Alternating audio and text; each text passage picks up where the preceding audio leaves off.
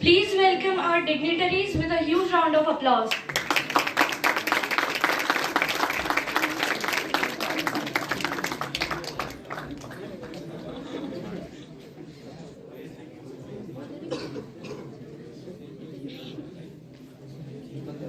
Good morning, everyone present here. A wise person once said, budgeting is the first step towards financial freedom. The budget is not just a collection of numbers, but expression of values and aspirations. With these thoughts, I, Shreyas Verma, And I, Trusha Nirvane, welcome you all to the Union Budget 2021, Rebuilding India. every prosperous job begins with the blessings of God. I invite Divyanshi Malviya for the prayer song. I also invite V.R. Subramanian sir, our honorable guest speaker of today's session, and Principal Dr. Unmekha Tare ma'am for lighting the lamp.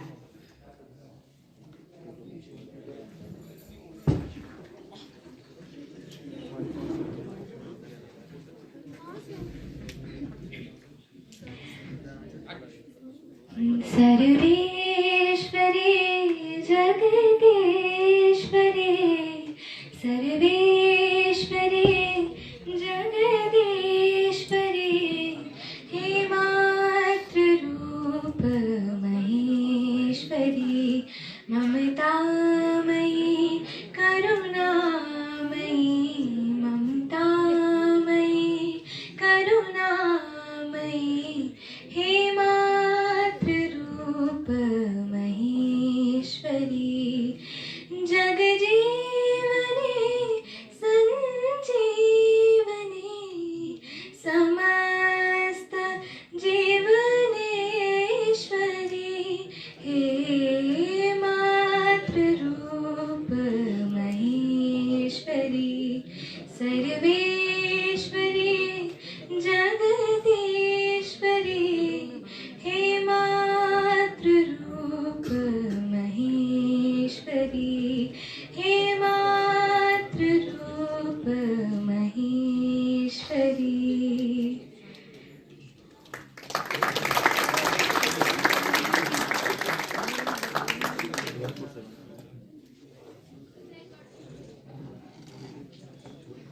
Thank you, dignitaries. Thank you, Divyanshi. May God shower us with all blessings. For the welcome address, I invite our principal, Dr. Unmekha Tare ma'am.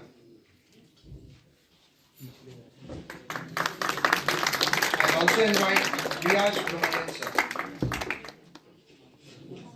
on the stage.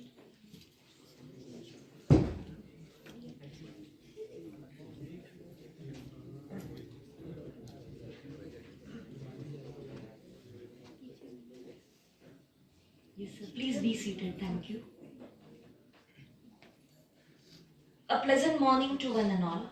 Honorable guest speaker of the day, Chartered Accountant, Mr. V.R. Subramaniam, sir. All the faculty and staff members and loving students. On behalf of Sikha College, I welcome you all to this delightful gathering. Students said, if we command our wealth, we shall be rich and free. And if our wealth commands us, we'll be poor. In simple words, we can say that control and manage your money and funds and then lead a happy and peaceful life. Controlling and managing money needs actually meticulous budgeting. So, and in this pandemic, COVID-19, we have seen many sectors, they have been affected, and we need to manage our funds so that we are able to reduce the effect. The Union Budget 2021 is affected by this, and our economists, they are trying level best that India economically becomes strong. The Finance Minister, Mrs. Nirmala Sita Lakshmi, she declared the first paperless budget of year 21-22. And there are a lot of things which we can discuss, even we can ponder upon. And the implications of the budget, usually people consider that it is for one particular year only, but it has long-term effect as well. and being a responsible citizen, it is duty of each one of us that we understand the pros and cons of the budget and we learn our economy. We are very, very fortunate to have Subramaniam sir with us, a renowned chartered accountant of Indore and internal auditor of our trust as well. So I welcome you, sir, on behalf of each one of us here. Please, thank you.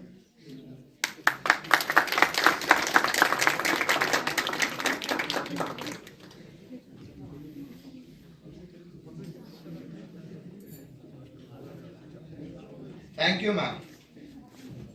Now, I request our principal, Dr. Unmekha Tare ma'am, to present a Tulsi sapling to our guest speaker, sir.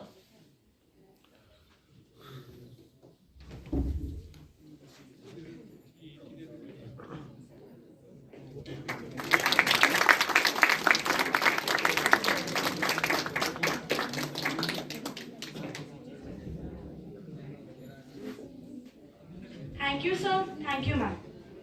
Now, I invite Professor Kush Singodia, sir, for introduction of our guest speaker.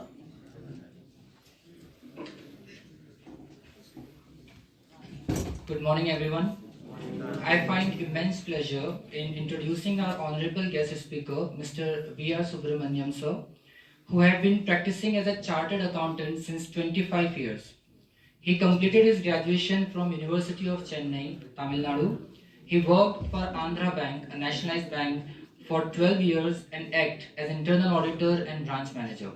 He is a fellow member of Institute of Chartered Accountant of India, which is ICAI, the national professional accounting body, and Indian Institute of Bankers. We wish that the students imbibe the utmost knowledge from this session. Thank you so much.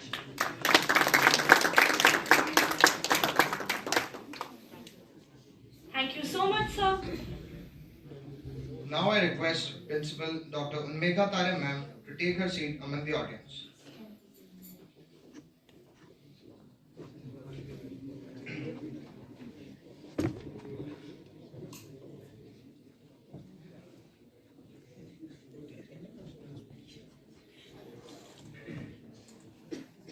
Our Minister of Finance, Nirmala Sitharaman, stated the preparation of budget was undertaken in circumstances like never before. Whenever of calamities that have affected a country or a region within a country. But what we have endured with COVID-19 through 2020 is unique. Now I invite our guest speaker, V.R. Subramanian sir, for enlightening us about the Union Budget 2021.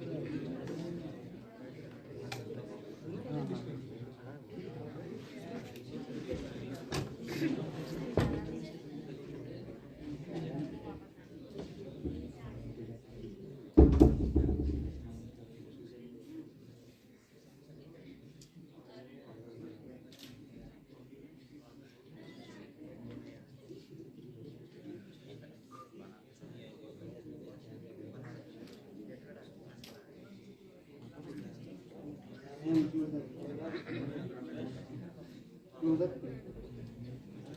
morning to all of you.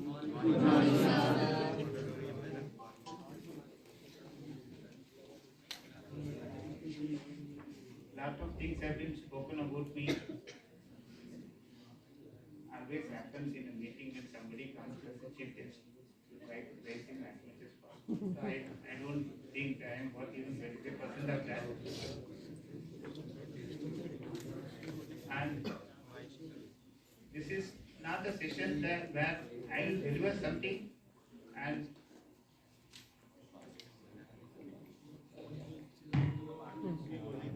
this is not a session where I just want to say something and take question and answer. I want this to be an interactive session.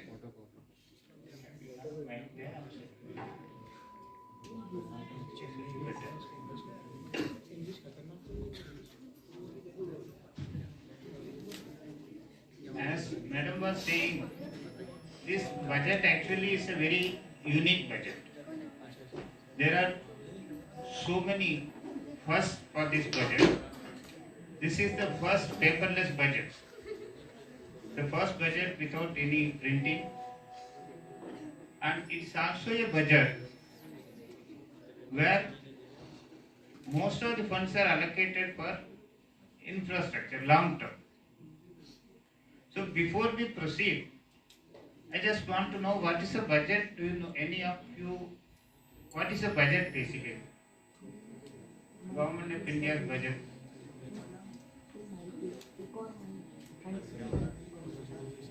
Can somebody say?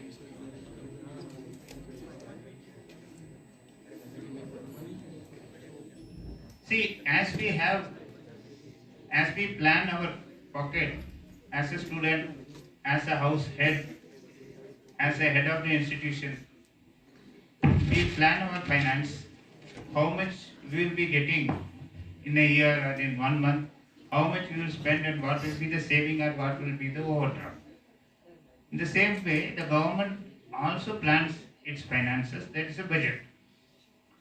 Government budget is more important than our individual or state budget because if the government spends, then only employment is created.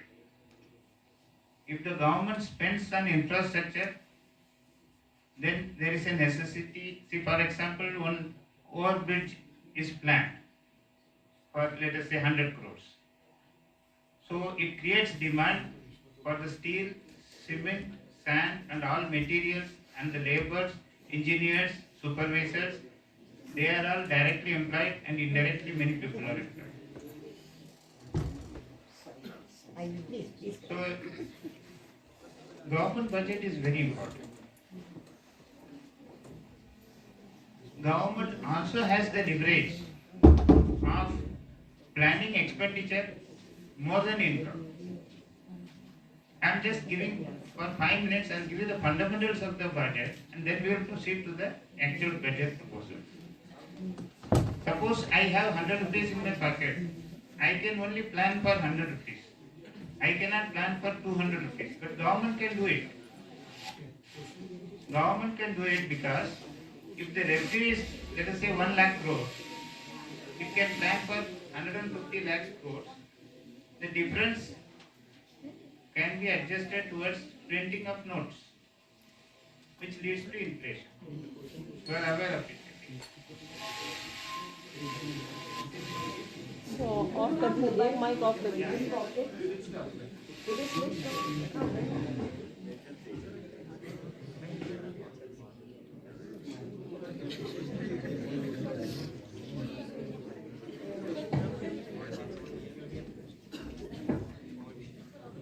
So the preparation of a budget is a very big task. It starts from October. Each ministry, each stakeholders are consulted. Everybody gives their opinion. Then government starts making the estimates. They compare the previous year originals.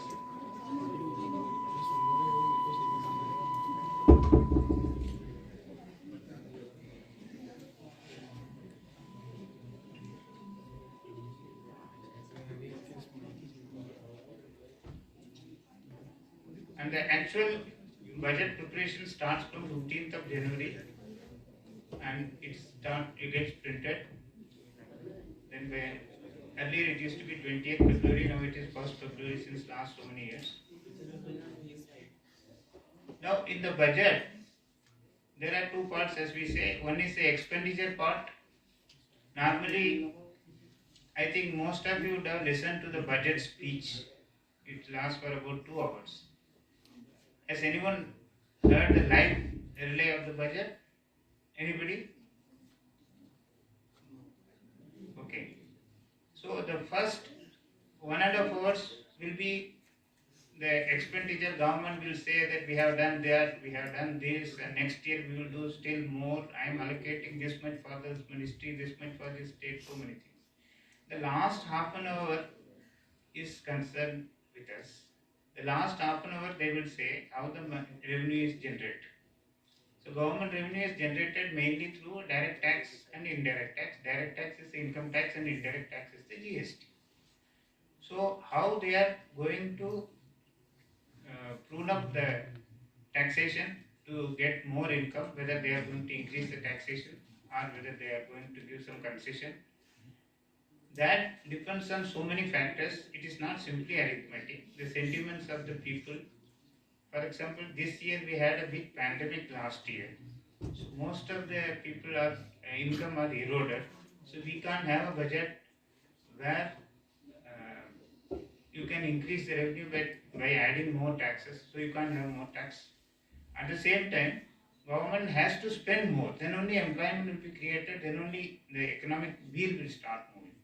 So I feel the government has badly done well in making a budget for the long term. There is no populist measures and there is no short-term measures. Most of the items in the budget are for long term. So basically, strategically, it's a good budget, and let us see how it moves.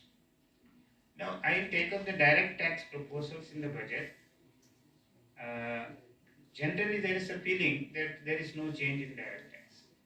If you ask a common man, he will say that there is no change in the taxation structure and no additional tax. People were expecting Corona cess, 2%, 3% cess for the pandemic. Nothing like that. Absolutely nothing. So that way it is good. But we cannot say that there is no change. There are 71 amendments proposed in this budget.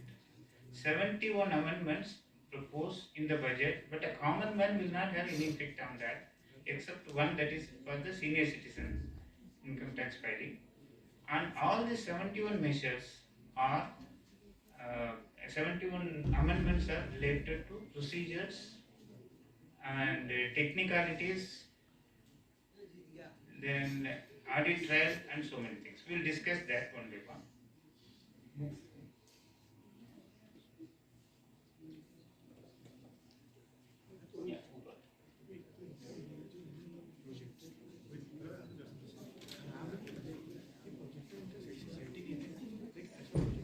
This is concerned with NGO, where you are sitting. This is an NGO, it's a trust, Sikha Trust. So all NGOs and charitable institutions, section 11, 12 and 13, 11, 12 and 13 of the Income Tax Act deals with taxation of non-profit organizations. Non-profit organizations which run the schools, colleges and medical institutions. It is for them. So there is any institution whose gross receipt is less than 1 crore, they were automatically exempted from income tax, subject to certain conditions. It should not run for profit, like that. There are 3 conditions in that. So that 1 crore now has become 5 crores. This is an amendment. So any institution whose gross collection is up to 5 crores, they are totally exempted. Now, as a student, for us, it is just arithmetic. Achha, 1 crore se 5 crore ho gaya, from 1 to 5. But actually, for the people who run the institution, it's a great relief. Because once you cross 1 crore, you have to apply for getting a registration in the under the Income Tax Act Section 12A. It's a very tedious process. So up to 5 crores, you are exempted from doing so. So it is a great relief, but not filled by public. The second one is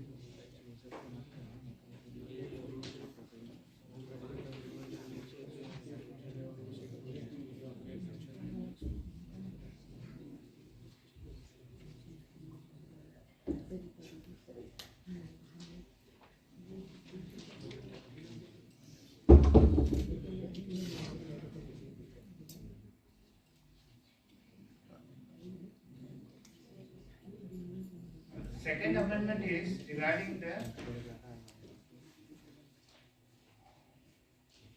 corpus donation. When an institution receives a corpus donation, there is an exemption. Any donation received by a non-government NPO with a specific letter that it shall form part of the corpus of the institution. See, for example, if I donate 1 lakh to Sikatas, or if one of you donate after getting through, you get a very good job and you have a gratitude towards Sika College. So you write a check for 1 lakh to Sika College stating that, madam, you just keep it as a corpus. Loan spent is from the interest you give scholarship or concession, something like that. That is called a corpus. The corpus donations cannot be spent, but any income raising every year out of the corpus fund can be spent. That is and the corpus fund is not taken as income, it is not taxable. Now they say that if any corpus fund is received, exactly it should be kept in an FD for the same amount. Earlier, for example, if you give 1 lakh and we have 10 lakhs here in the balance sheet, we will say this 1 lakh is included in the 10 lakh. Now it is not possible. If there is a donation of 50,000, there should be a FD for 50,000. So specifically they have made. So this is applicable from 1st April 2021 and it's again a procedural amendment.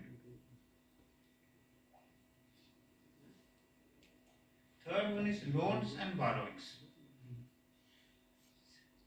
The first chapter deals only with non-profit organization, so we will proceed accordingly. 10, 11, 12 comes first section. Loans and borrowings. See, the exemption given, as you know, under section 11 to a charitable institution is that if you spend 85% of your income, income tax students will know it better. If your income is, let us say, 1 crore, and 85 lakhs if you are able to spend during the year, the remaining 15 lakhs is not taxable. That is how the exemption is given. It is not a general exemption. Okay. If you 85% is spent, let us say that you borrow and spend. Suppose we buy 5 buses costing 40 lakhs. 15 lakhs is spent out of our corpus, our funds, and 25 lakhs is taken from the loan. But the amount spent is 40 lakhs. So the 40 lakhs, should we take the 40 lakhs as the expenditure or 15 lakhs as the expenditure? So there was a confusion. Some people were taking whole 40 lakhs, that was allowed. Some people were taking 15 lakhs only, that was also allowed. Now the government has clarified the position, stating that in case loan is taken, when you take the loan and spend, that is not taken as an expenditure. Only what you spend from your pocket will be taken as an expenditure. But when you repay in the future, the amount repaid towards loan taken is taken as application of income, and that will be calculated for the purpose of this 85%.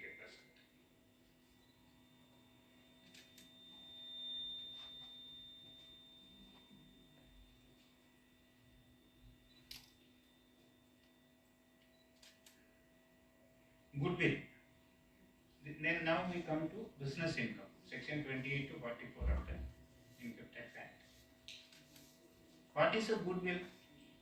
Suppose I am running my office for the last 25 years. I have my own clientele. People understand my value. Right? Suppose I want to take you as a partner for 25%, one of you, when you get through CA. I will not take at the present value. I have created goodwill, so I will be taking something more than that. Let us say there is a shop, and the net worth of the shop, that is assets minus liabilities, is 5 crores. Somebody is taken as a 20% partner, then you have to pay 1 crore to join as a partner. But he will not take you for 1 crore. He will ask for something more. That something more is called goodwill. In books of account, when goodwill is accounted for, it is taken under the fixed assets and it is depreciated. Okay. Now the government has clarified there will not be any depreciation on goodwill. Goodwill is a fictitious asset, there cannot be any depreciation. Then another thing is section 36. Section 36 states, if you have a PF number, suppose you are all aware of provident fund, how it works. You contribute, suppose you are an employee, you contribute 12%, remaining 12% equal contribution is given by the management, and both are deposited before a particular date every month. 15th of the next month is the last day. For January 2021, salary is paid at the end of the month on 1st February. PF is deducted from the employee. PF is also equal contribution is given by the employer. It should be paid before 15th of February. That's the due date. So if you don't pay by 15th of February, the amount is not allowed as an expenditure. That in effect, you will be paying 30% income tax on that amount. So it is to avoid, because so many companies are there, they direct PF and ESIC from the staff, but they don't pay. So to avoid that, they are given this. So if anybody is not paying on the, even if you pay the next day, the amount will be disallowed.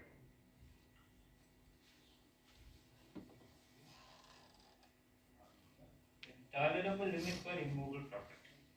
Many of you may be aware that there is one particular section in 44 in 56 50C section. If suppose somebody buys a shop, let us say one of you buy a shop, and the deal is struck for 10 lakhs. But when you go to register, your lawyer will say, sir, इसका guideline 12 lakh है, तो आपको stamp duty 12 lakh पे देना पड़ेगा. There is a stamp valuation government guideline, and you have to pay stamp duty on this. So under income tax, when they take the calculation of capital gain for the seller, it is the value of the stamp value is taken. That is the guideline value is taken. Even though you have got only 10 lakhs, you have to pay income tax on 12 lakhs. Okay. But this guideline value is fixed by the government of India, and it has no connection with actual market value in most of the cases. If you go to rural area, the value will be 50,000, but the guideline will be 80,000. If you come to city, 1 crore property, suppose you have a house for, you can sell for 1 crore, but then it can be registered for 40 lakhs. So there is a mismatch. So there is a demand from the citizens that this section is very difficult, we can't follow. It is not reflecting the reality. So what the government has done is, what the government has done, they have brought in a tolerance limit. That is, if your value of the deal is 10 lakhs, up to earlier it used to be 5%. Now 10%, now it is increased to 20%. So up to 20% tolerance is allowed. Again, it is technical. Next point is regarding tax audit. Section 44, capital A, capital B. There is one section which says, see, if you are having a company or if you are having a society, audit is compulsory. But apart from that, there is also a tax audit. If your income is more than a particular amount, then you have to get an audit called tax audit. Tax audit is nothing but an audit on behalf of the income tax department. When we file the business return, when it is assessed, there are about 38-39 points which the ITO has to see in every assessment. So one single ITO has got 2,000-3,000 clients, assessees, so he cannot go through all this. So it is basically they have given the work of the ITO to the chartered accountants that you verify and certify, because a chartered accountant cannot lie. So this is a tax audit. So the limit for tax audit was 1 crore. If it is more than 1 crore, then you have to get it audited. But there was another provision that if your income is between 1 to 5 crores and 95% of your receipts are through banking channel, that is NEFT or check, and 95% of your expenditure is also through banking channel, then up to 5 crores the audit is not needed. Now this budget, the government has increased the 5 crores limit to 10 crores. But the catch is you cannot spend in cash. What is the advantage of doing it through bank? If you do it through bank, there will be a Pakka record. The government can always cancel.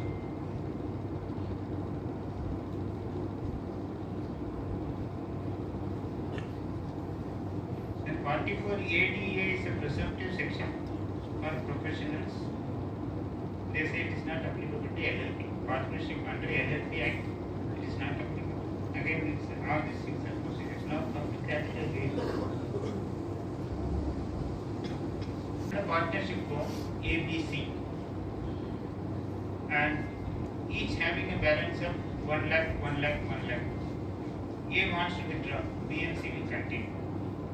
So A will get the amount that is lying in his account, that is, which is 1 lakh. But he will not go with the 1 lakh.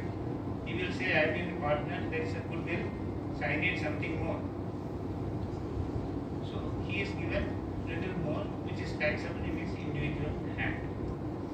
Now, what the business people normally do to avoid this goodwill, to avoid the taxation in the hands of the partners, they give a property to you. Please listen carefully.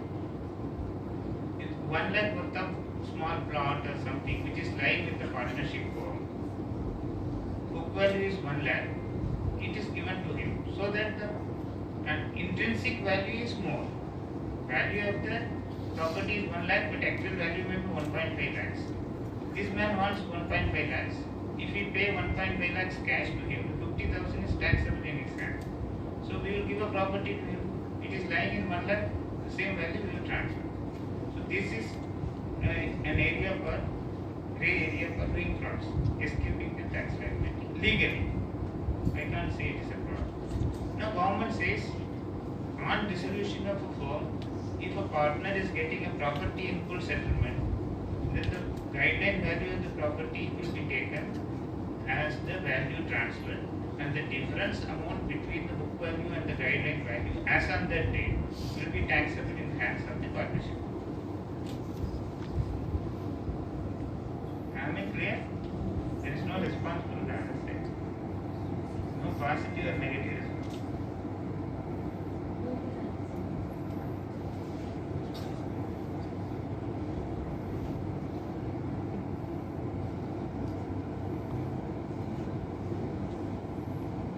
Unit-linked insurance plans, this is a plan which was enjoying privilege as compared to the mutual funds. You are all aware of the mutual fund. Many of you may be even investing through Zerodha and all these things. So mutual funds, what is the taxation? There was an amendment last year before last year. Earlier mutual fund income was not taxable, but they brought in tax. All debt related mutual funds will be taxable at your slab, and equity oriented mutual funds will be taxed at 10% for long term and 15% short term. There is one item called ULIP, Unit Linked Insurance Plan. This is a product of Unit Trust of India, SQH Unit Trust of India. This was enjoying a privilege that ULIP income was totally tax free. So the other mutual funds were actually saying that we don't have a level playing field, it's not correct. So this time government brought the ULIP also under taxability.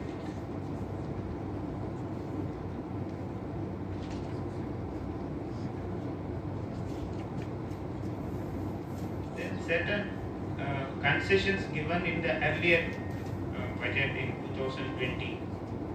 One is that if you are a affordable housing scheme member, there is a subject to certain conditions. All of us know that if you are taking a housing loan and buy a property, the interest on the housing loan accrued during the year subject to a maximum 1.5 lakhs is allowed as a deduction from your other income under section 20.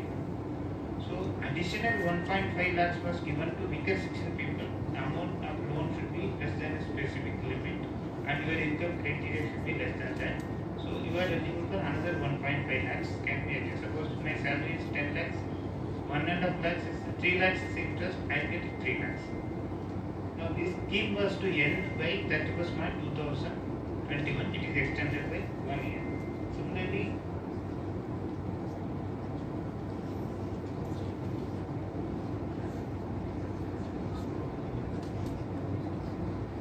there are certain other areas, priority areas, where the deadline was 31st March 2021 were extended by 1 year in this budget.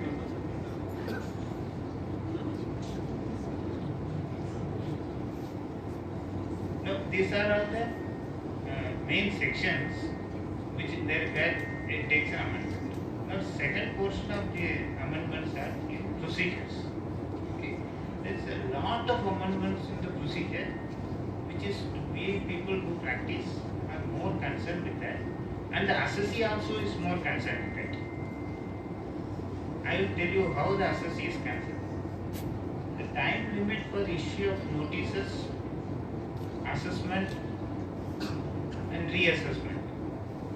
There is a curtailment of payment. That is, I will give an example. One financial year is April to March. For financial year 2020-21, assessment year is 21-22. Okay. Now you can file for the year 2021. You can file your return up to July 2021. I am talking about the salary date file. If you don't file by July 2021, then you can file up to March 2021 with penalty. They have reduced it by 3 months. Now, even with penalty, you cannot file beyond December 2020. That is, we can, even though there is a 12 month period of assessment, you cannot file before December. They have reduced time. The reason given by government is now everything is digitalized, so things move very fast, no paper working, and it's a fact also. 2 months before I filed a return for a client who is working in Bangalore. 2 days later he called me and he said my refund is received. Tuesday evening we filed the return. Thursday morning he got the refund. That is how it is going on. Now if you can ask your parents, they will say that income tax returns are processed in 2 days. So when they are so fast, they expect us also to be fast. So they have curtailed the time. The timeline is filing of return is curtailed to 9 months instead of 12 months. Similarly, assessment also, instead of 1 year now it has become 9 months. issue of notice from 6 months to 3 months. That is for March 2021. You file the return before December 2021. They will issue notice before March 2022, and scrutiny assessment is completed before September 2022. Sir will be knowing earlier, we still have in our balance sheet so many refunds pertaining to 11, 12, 12, 13. Now all these things will be wiped out. It is yes or no decision is possible. Now this is something that is concerned with the Commonwealth section 184B. It states that if any senior citizen, now the term senior citizen is 60 years somewhere, 80 years somewhere. For this section it is 75 years. So a senior citizen who is 75 years and above, having only pension income and interest from FD, only these two incomes, then he falls under this category. And that interest also should be received by the same bank. Suppose you get pension from State Bank, but your FD is with Bank of Baroda or Bank of India, then you are not covered under this. You must have the FD only in the same bank where the pension is received. Maybe in future they may have some sort of an arrangement by which linking it to other banks also. For the time being, it is eligible only for that. So in that case, the tax will be calculated and deducted by the bank. You need not file any return. But in effect, if you see, you will have some rental income, some mutual fund income, because nowadays FD rate is on the 5.6%. So all retired people will be investing in mutual fund. Even if you have 100 rupees mutual fund, you are out of this section. So this, even though it appears to be a benefit, actually it is of no use. This is my first opinion.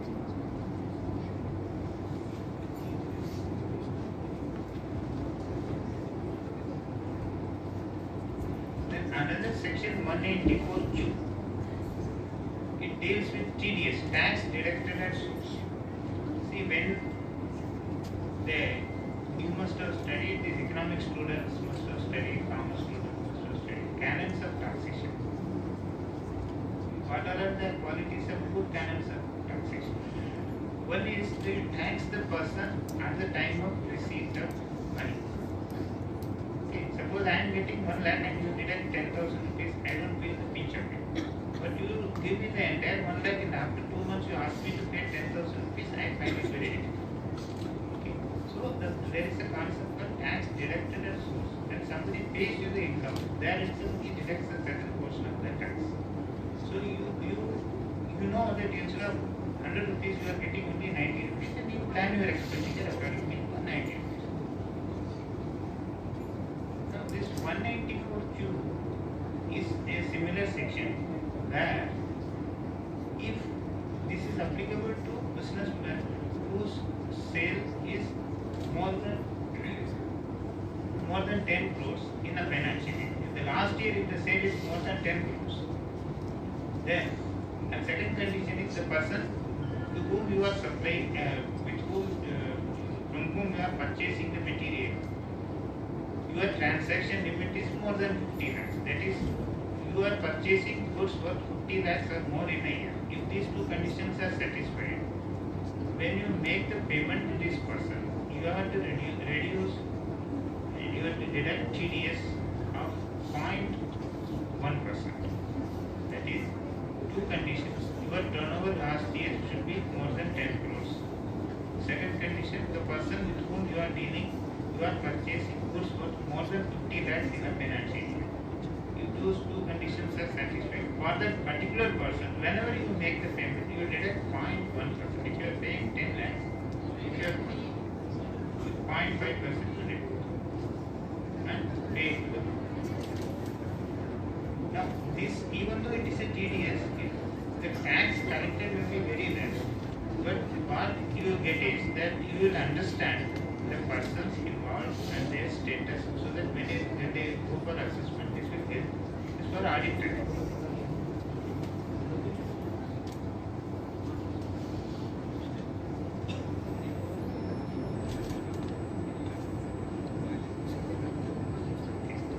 this is a very good dispute resolution committees. Income tax act, whenever you interpret, you will interpret it in one way, the department will say in another way. One comma, even one and, two. If you take a sentence, you break it into two, it will give a different meaning. If you take it wholly, it will give a different. So there are bound to be disputes. The law is same, interpretation is different. Assessee will say, I will interpret this way, so my taxation is 50,000. Department will say, we will interpret that way only, that taxation is more. So what will happen? So they are forming a dispute resolution mechanism for small taxpayers. So these committees will be formed by the government. Different committees, state level, region level. So if you have any dispute, these committees are authorized to handle disputes of 50 lakhs or less. The transaction should be 50 lakhs or less, and the amount in question should be less than 10 lakhs. These two conditions have to be satisfied. So they will go through, you can apply, assessee can apply. They will go through this and they will give their opinion on that. So if the assessee is not satisfied or the department is not satisfied, suppose they say assessee's interpretation is correct, you need not pay tax, or you can pay only 50,000 rupees, the department can go to court. Same way, if they say that department interpretation is correct, the assessee is affected, they can go to the court. But it at least gives a platform to resolve your queries. The main purpose of this section is to reduce litigation.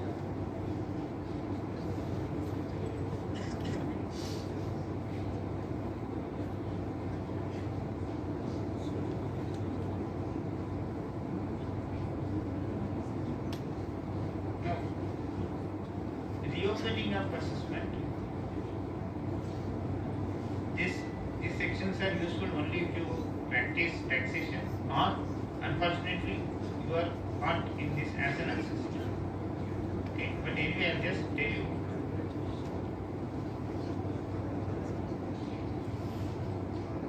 Always when you file the return, first the taxation is assessed. When you file the return, the income tax is assessed, but you are not purely out of it. The assessee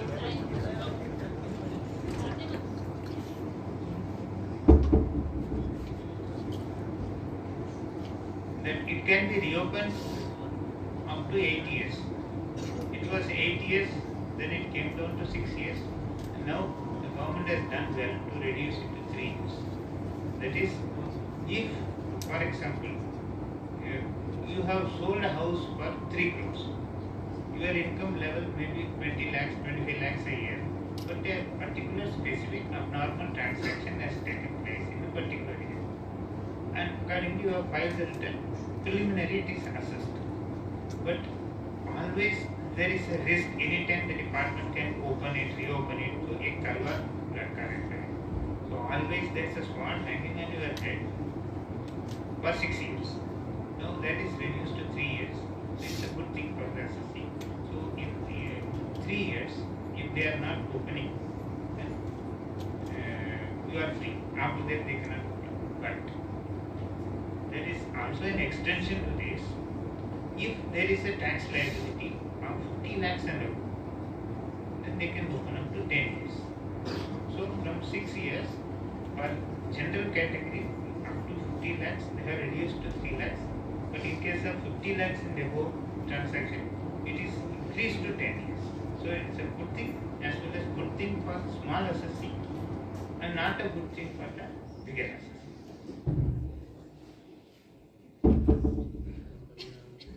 Other things are regarding reassessment, conducting inquiry and all the things.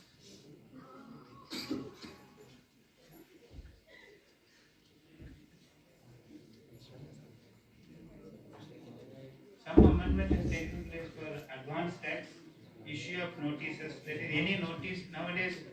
Earlier, notice is issued and properly given to the postal department with their proof of acceptance constitutes the delivery of notice. Now there is no post. The moment they send you a mail and they have a record of that it is sent to your mail ID, the notice is separate. Whether you open your mail or not, it is your problem. Okay. And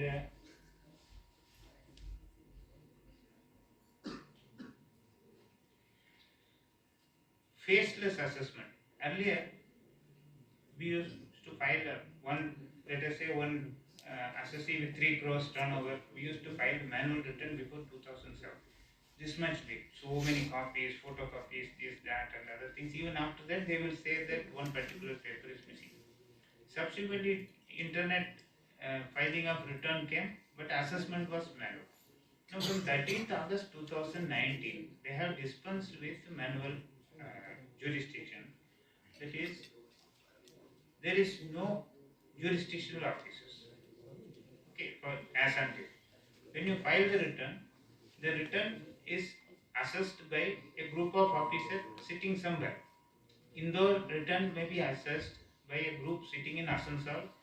Then the person from Chennai, he gets assessed at Punjab. The person from Mumbai, he may be assessed at Trivandrum. We don't know who is the officer. This is to avoid what we call corruption. Okay. So faceless assessment came, and it is very fast also. It is through computer, Tata Consultancy Services. People are working on this. They are the people who are supplying the portal to us, and it's very efficient, very fast. After assessment, see in income tax, when you file the return, there is a summary assessment, first stage, then scrutiny assessment, second stage. Third stage, if you are dissatisfied, you can go for first appeal with the Commissioner of Income Tax appeal. There also, if you are not satisfied, you can go to ITAT, Income Tax Appellate Tribunal. That is nothing but a court. Income Tax Appellate Tribunal comes under the Law Ministry. It does not come under the Finance Ministry. Initially, the process of return filing has been computerized. Subsequently, the first assessment was computerized. Then the second assessment has been computerized from 13th August. Then from 25th September, they have made faceless the first appeal. The appeal is also faceless. You don't see anybody, you don't go to any office, you sit in your computer, you upload the supportings, you write your requisition.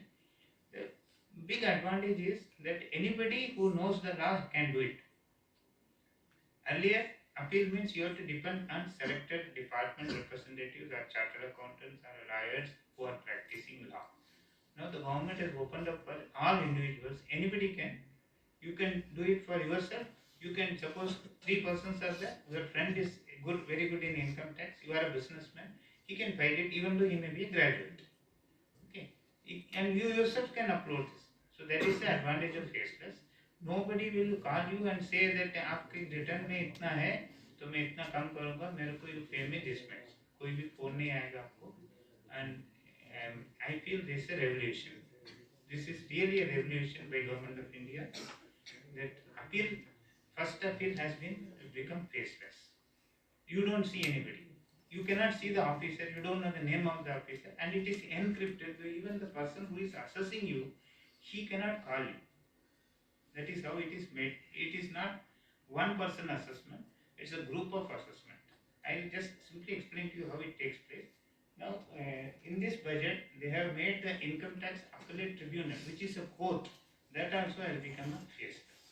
So if the government continues, maybe the regular courts may also become faceless one.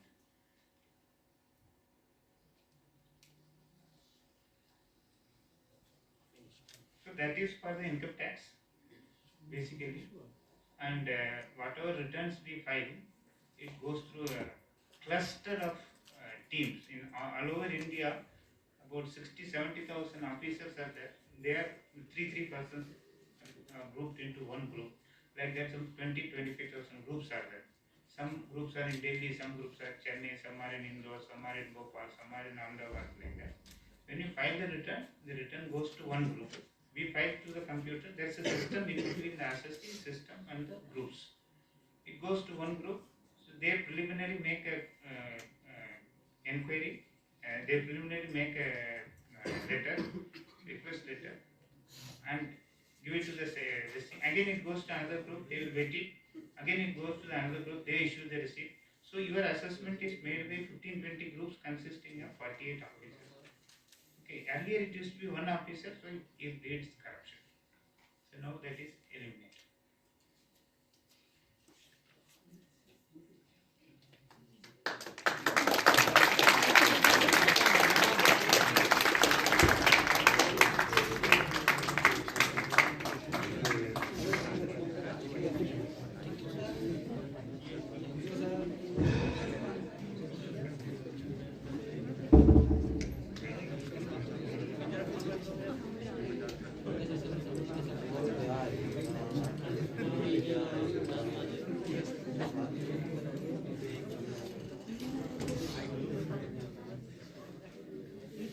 There are also 2-3 amendments in GST.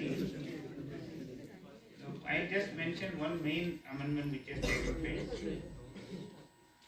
There is an annual filing of GST returns. GST, most of you may be aware because there are whatever they bring in GST, immediately in WhatsApp some 5-10 jokes come. So GST R9 and 9C is the annual return. 9C is a reconciliation statement certified by a chartered accountant or a cost accountant. That has been dispensed with. So, and in filing annual return, there is only one return, and it is a very major step. It's a very major step. And all other, some 13 amendments are there. Remaining 12 are procedural, that is regarding search, seizure, and other things which we may not be concerned with that. So, basically, if you see, most of the amendments are procedural and regarding computerization, audit trail, and increase of revenue, reducing the time limit.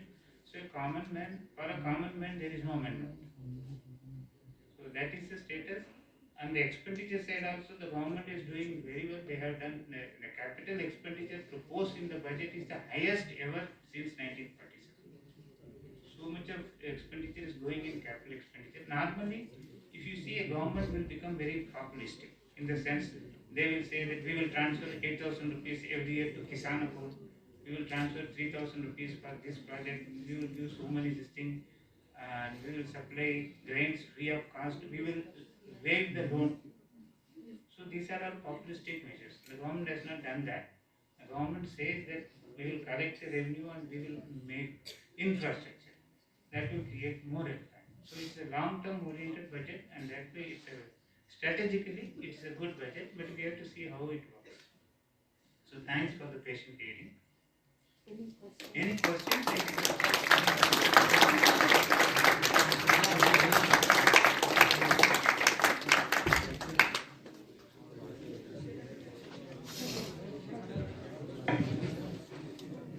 Good morning, sir. Sir, why there is no relaxation or exemption in tax slab this year? This year, for two reasons. Because of the pandemic, they cannot levy more any tax this year because the income levels are pretty high. Okay, and the government has to spend more, as I told you. So government needs more revenue. So on the one hand they cannot increase the tax slab, and on the other hand they can reduce it because they need it. So they maintain the same level. And second thing, it is a good taxation policy that your tax should not be disturbed frequently. In fact, they should say the next 3 years this will be the tax rate. Because when you plan a project, if you want to start an industry or if you want to start a business, so you will consider so many factors. One main factor is the fiscal taxation. How much income I can get, how much taxes. Suddenly if you increase the tax, the project becomes unviable.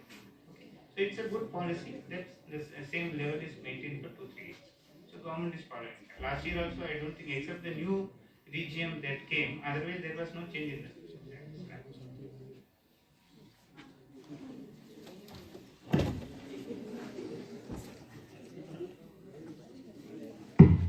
Good morning, sir.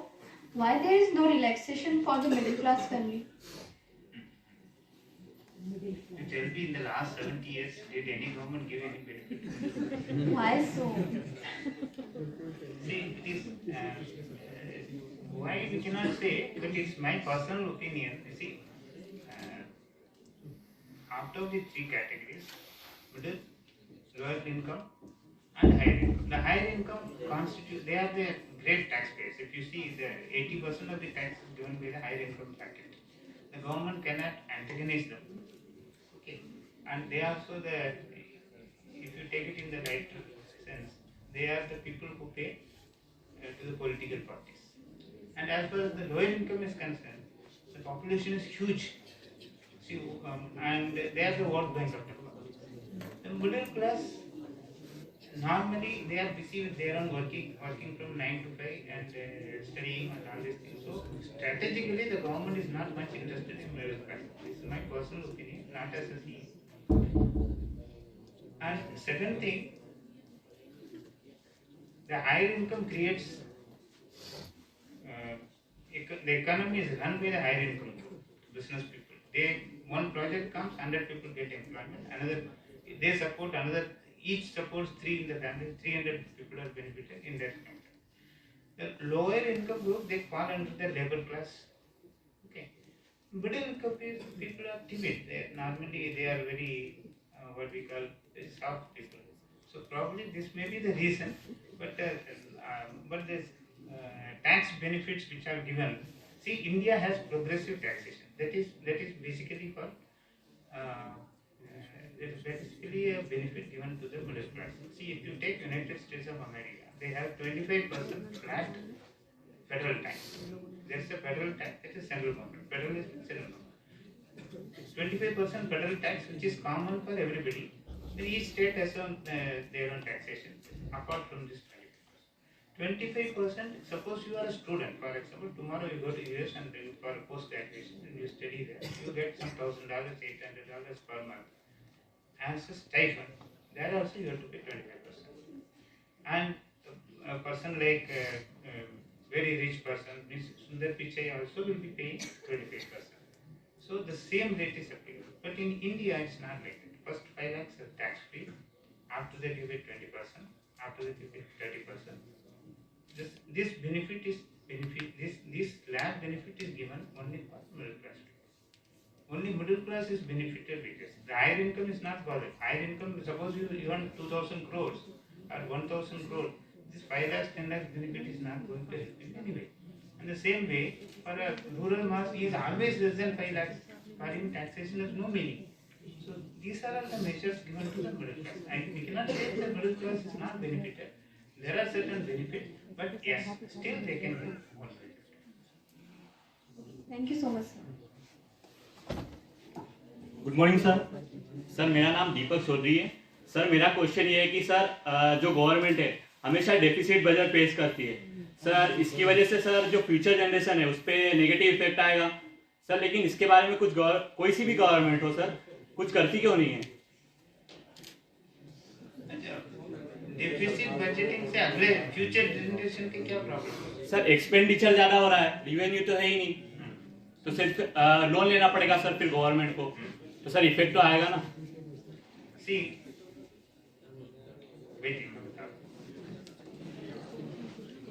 पहले मैंने बताया था आपका income में 100 rupees तो आप 100 रुपये के प्लान कर सकते हैं, बट गवर्नमेंट 150 रुपये का प्लान करेगी। वो remaining amount either they can buy from take a loan from IMF or they can issue notes are issued by them। ठीक है, तो आप नोट प्रिंट नहीं कर सकते, गवर्नमेंट सरकार कर सकता है, दैट इज डेफिसिट फाइनेंस। इसकी इफेक्ट क्या आएगी? Deficit finance, what will happen, you are increasing the income without corresponding production. तो ये पेन है, इसका कास्ट अगर 12 रुपया है, 10% इन्फ्लेशन में अगले साल इसके कास्ट होगा 13 रुपया 20 पैसा, that is inflation. Okay, so this inflation will affect the people, not only younger generation, older generation को ज्यादा अफेक्ट होगा, रिटायर्ड पीपल को बहुत ज्यादा affect. Retired people who are drawing pension 10,000 pension है तो 10,000, अगले 10 साल 10,000 रहेगा। फर्स्ट ईयर 10,000 में आप एक बोरी मतलब 10 बोरी का चावल कर सकते हैं, fifth year you can buy only 3 bags। तो inflation affects older people more. ठीक है, तो deficit financing is an evil, but it's a necessary evil. क्यों necessary evil? Government has to spend, सरकार अगर खर्चा नहीं कर, government will has to spend on long term projects. उससे क्या होगा? It will create more employment and it will save money for the public. Okay. I'll just give one small example. It happened in 1965 or 66. There is a small 45-50 kilometers railway track between Chennai and a place called Aragon. So they have electrified it and the cost was 6 crores. Central government said 3 crore हम bear करेंगे, state government को 3 crore. Tamil Nadu government refused initially. Then they discussed and finally they gave 3 crores. That railway project was implemented. Now 12 crores is the saving due to electrification. तो 6 करोड़ का project था 50 साल पहले, उससे आज रोज 12 करोड़ का सेविंग हो रहा है. So infrastructure is something, it is not simply giving employment. उसको जितने भी लोग यूज करते हैं, it is beneficial. Another example is in Pune. If you see, there is a belt near Pune where there were rose is cultivated. पहले क्या करते थे, rose को locally you have to sell. There is no provision of shifting to other places. So it is a perishable commodity. आज के आज ही use करना है तो आपको मतलब 20 किलो 20 रुपये किलो 30 रुपये किलो में वो फेंक देते मार्केट में. Now some 15-20 years before, Maharashtra government made a beautiful road to Pune airport. Now the rose of Pune is exported mainly to UP, and they are getting huge amount. Only because small stretch of road was made, infrastructure, उसमें government ने invest किया, उसके कारण rose farmers are now multi-millionaires, and the whole rose is exported to London. So infrastructure spending by government is necessary. तो government को तो खर्चा तो करना ही है, और पैसा तो you cannot increase the tax. So deficit finance in developing country it has to be there. उसको आप अवॉइड नहीं कर सकते. आपको डेवलप होना है तो डेफिसिट फाइनेंस तो करना ही पड़ेगा, लेकिन उसको एक लिमिट में रखना, 5%, 6% sir. So when it goes beyond 8%, then you are affected. Sir इसका नेगेटिव इफेक्ट नहीं आ सकता सर? नेगेटिव इफेक्ट क्या आएगा सर? जैसे कि इंफ्रास्ट्रक्चर से इनकम हो गई पर कभी नहीं हो पाई, तो सर जैसे कि आप पुणे का जो बता रहे हैं रोड का, अगर वो नहीं हो पाता तो सर फिर लॉस भी तो होता ना.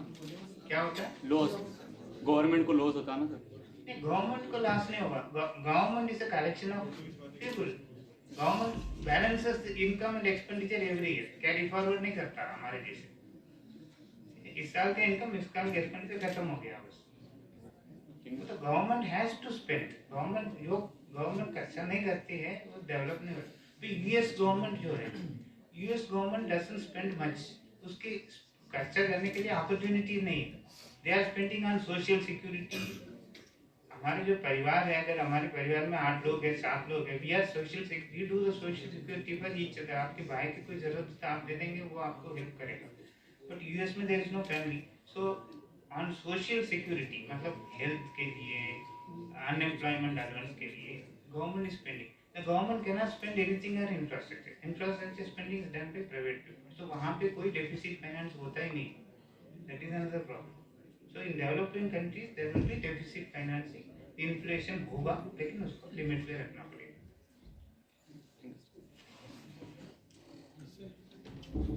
Sir, 20,000 crores was invested for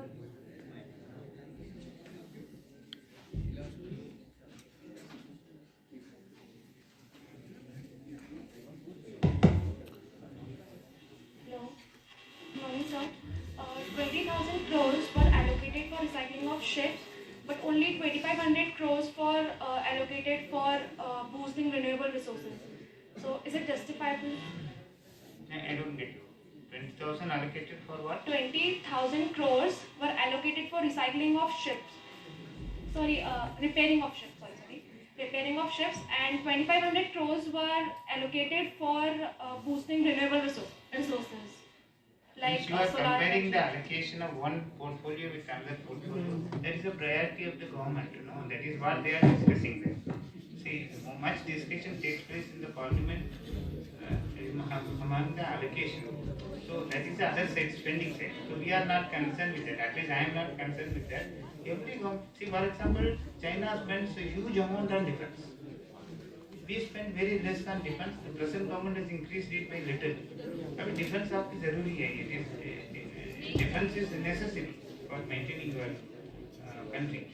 But at the same time, it is at the cost of the amount spent in defense. If it is spent outside, for example, it is spent creating hospitals.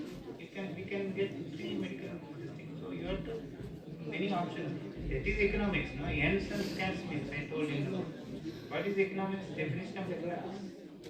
Availability of ends, huge ends and very scarce means. So I cannot answer your question directly. So it is a priority of the government. They may be having some reason. Thank you, sir.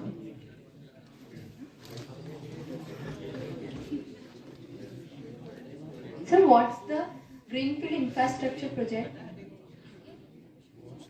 Greenfield infrastructure, I myself is yet to know about that. I can't answer your question. Okay, no problem. We will Google it. Okay, thank you, sir.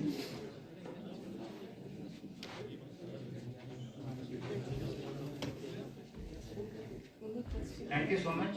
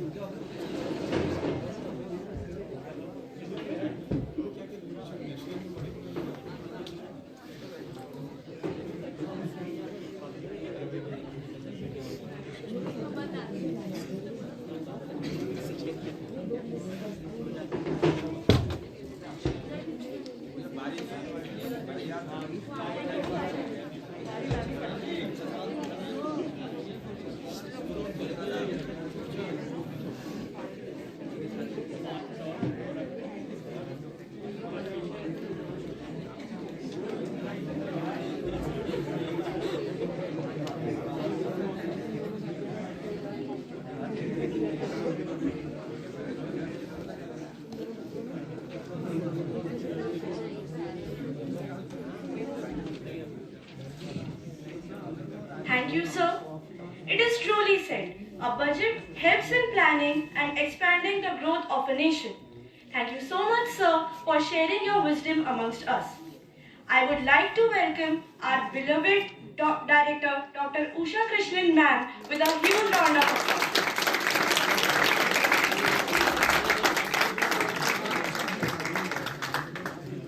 Now I request our Director, Dr. Usha Krishnan ma'am, to present a memento to our guest speaker, Mr. V.R. Subramanian sir.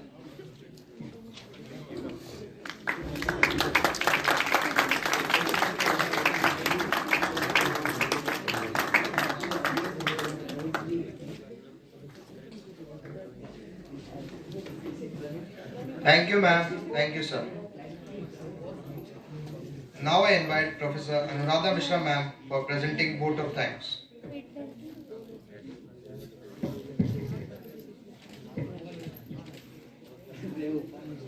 Thank you, Trisha and Shreyas. I, Professor Anuradha Mishra, on behalf of Sikka College, would like to thank our distinguished speaker, Mr. V.R. Subramanian sir, for making an excellent presentation and sharing the details of Union Budget 2021 amongst us. I would also like to thank Sikka Educational Trust for allowing us to conduct this wonderful and knowledgeable session. I am also thankful to our director, Dr. Usha Krishnan ma'am, for being here with us and sharing and showering her blessings us with her presence during the entire session. I would also like to thank and express a deep gratitude to our principal, Dr. Unmekha Tare ma'am.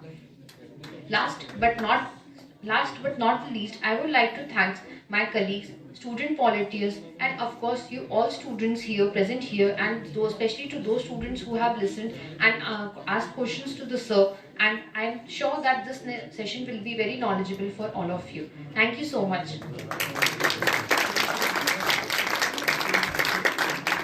Thank you, ma'am. I request all of you to stand for national anthem.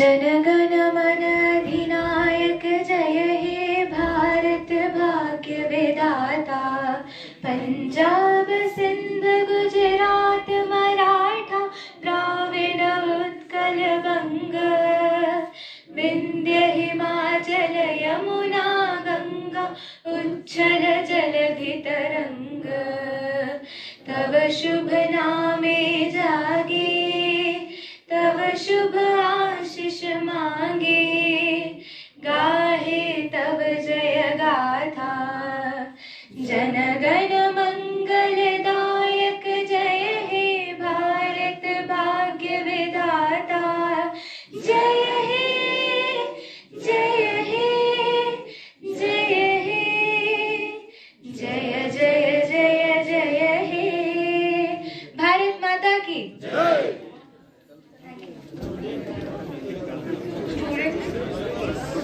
Students are please requested to stay in the auditorium